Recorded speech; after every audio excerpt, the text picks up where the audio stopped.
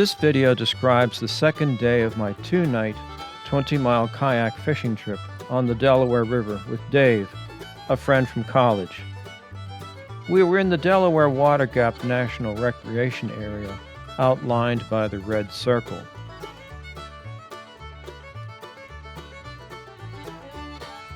Today's journey is just over 5 miles, from Tom's Creek to the Alosa campsite.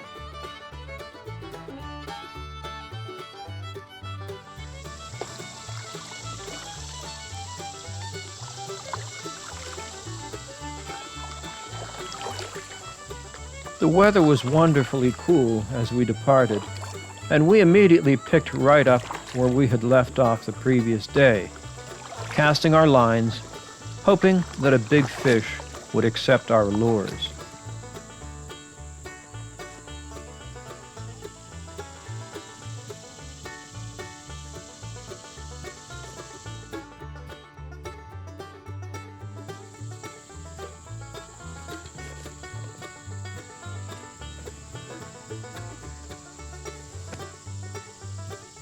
By the end of the trip, David asked me the question, how many times do you think that we had to remove weeds from our lures?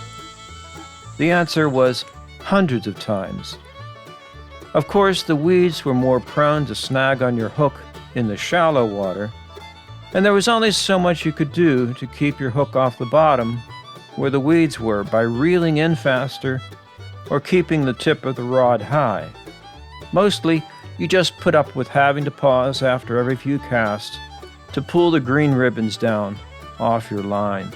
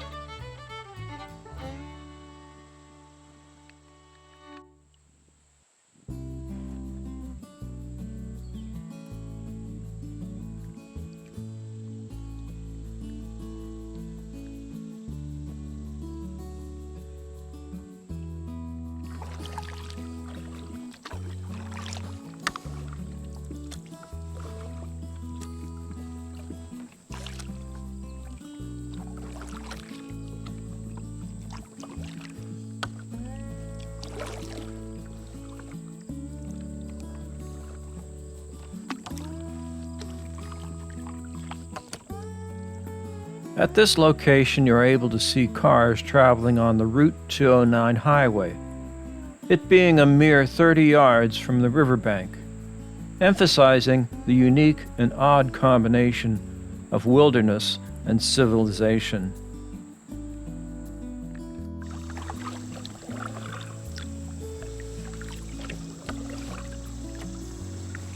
These are those Radcliffe. Okay. They're ugly.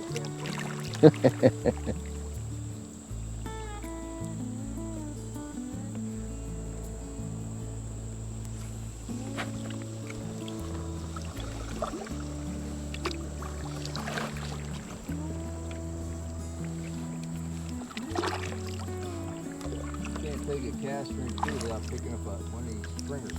Yeah.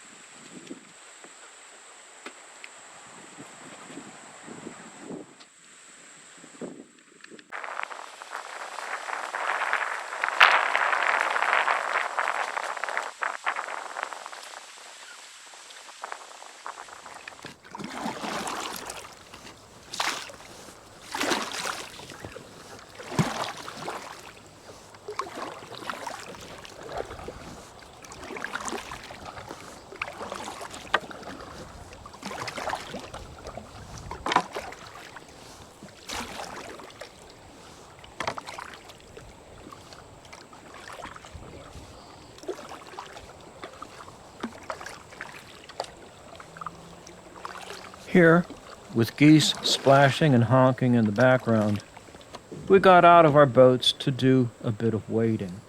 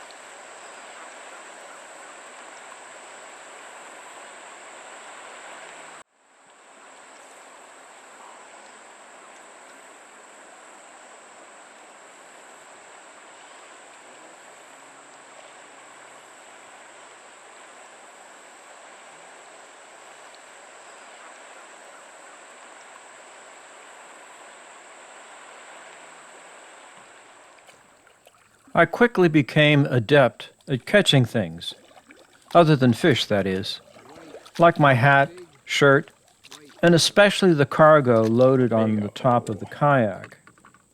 Here I managed to get my hook stuck on the handle of the bag at the very tip of the boat. Having only one fishing pole, there were two things that I could have done. The first was to pull the boat over to the shore, then get out to free the hook, or I could accept the embarrassment and float over to Dave and have him wrest the belligerent hook free.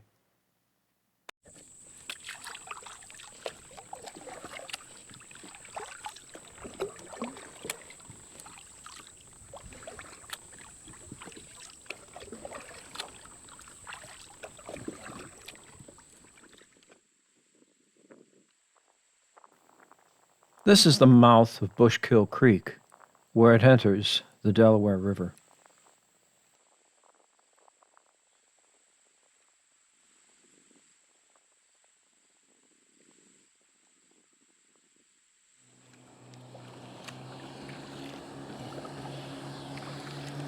Powerboats are allowed on the Delaware River, but restricted to 10 miles per hour during the summer.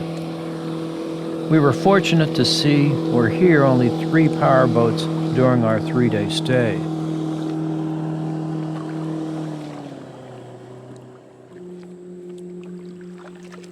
It is curious that some of the largest waves came not from the rapids, but from the wake of powerboats. And yes, I knew I was broadside to the waves here instead of turning the bow into them, but I didn't seem to mind the rocking of the boat.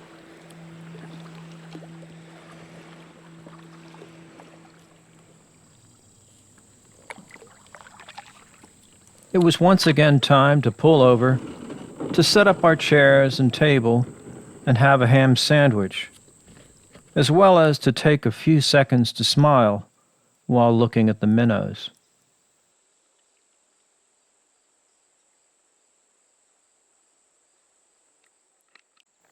It was disturbing to see a faint oil sheen on the surface of the water, testimony to the passing of only a few powerboats.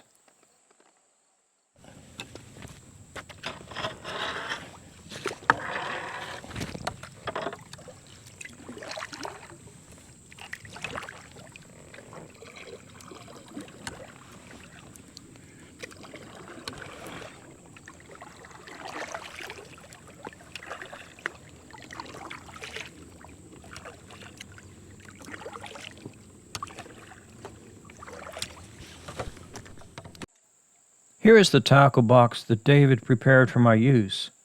I did try most of these, except for the worms. I seemed most content to use a small or medium-sized Panther Martin spinner.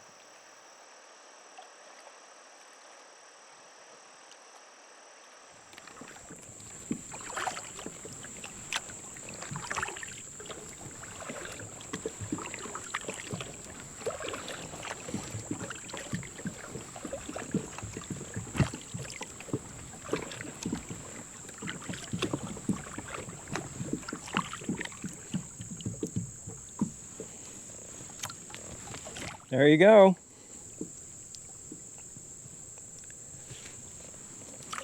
You go first. Throw them over by those rocks. Mm-hmm.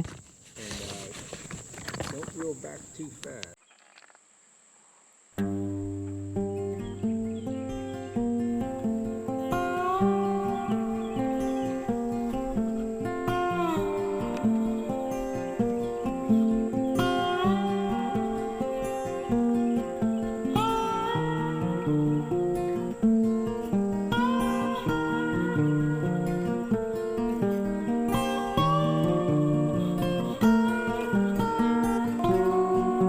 It was disappointing that we only saw 3 or 4 bald eagles on our entire trip, although we did observe plenty of other wildlife.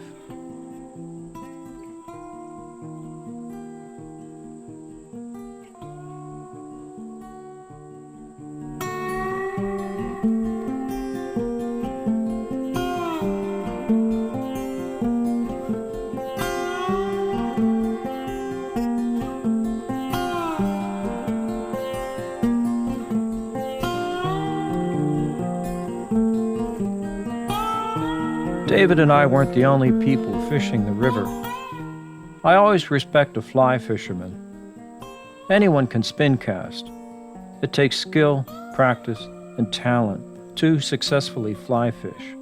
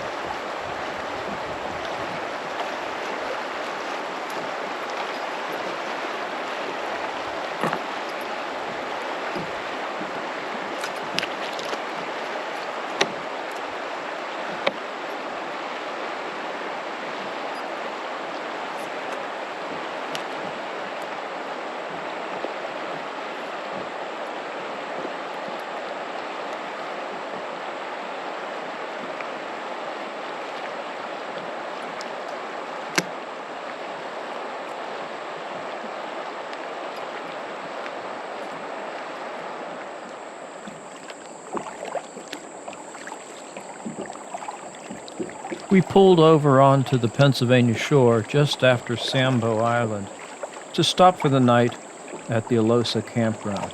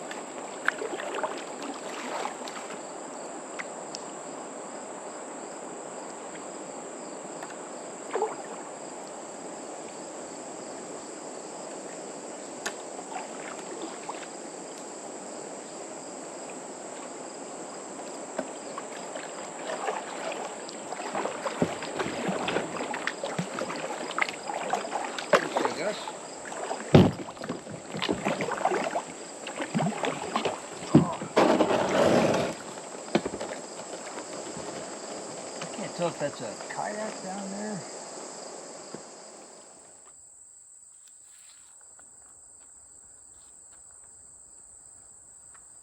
It was a pleasant sight seeing the familiar fire ring with its steel grate, and the upended sections of logs that serve as convenient seats or tables.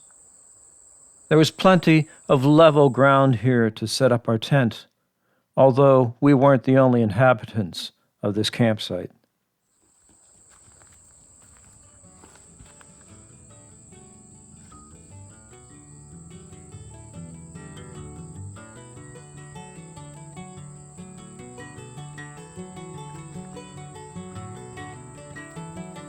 With only one more night to rest and a single day of fishing left, I tried to savor every remaining moment of our journey. Look for the third and final episode of our voyage, appearing real soon.